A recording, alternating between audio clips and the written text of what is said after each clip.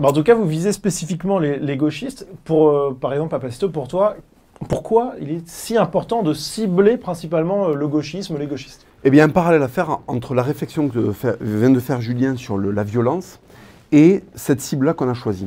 Je vais être un peu long, mais c'est important de le développer.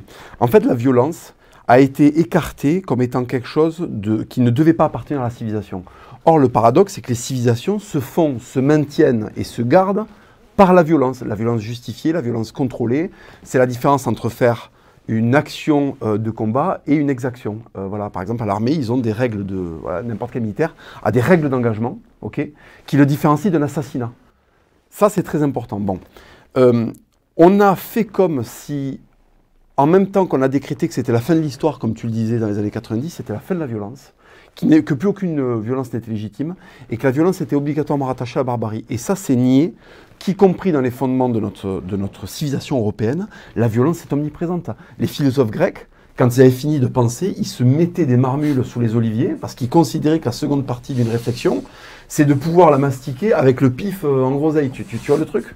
Et ça, c'était important de faire cette jonction, parce que je sais que Julien Rochdy, à sa façon aussi, défend cet engagement du corps. Voilà. Moi, je le fais d'une manière différente, sur des conceptions qui sont similaires, mais des applications, en tout cas une esthétique différente de ça.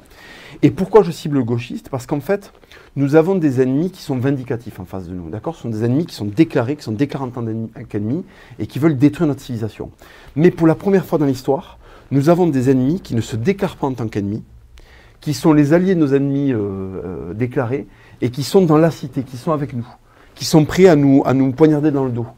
Et ça, si vous voulez, ça génère, enfin moi en tout cas, ça génère une sensation nouvelle qui est que si on ne se réapproprie pas une vindicte, parce que là on est cerné, quoi, il y a l'ennemi extérieur et l'ennemi intérieur, si on ne se réapproprie pas une vindicte comme celle de nos ancêtres, qui étaient très méfiants, qui étaient des gens qui étaient capables de produire de la grâce, mais qui étaient capables voilà, quand un mec déraillait, on pouvait envoyer un commando, le découper à coups de glaive dans les égouts romains, quoi, hein, voilà.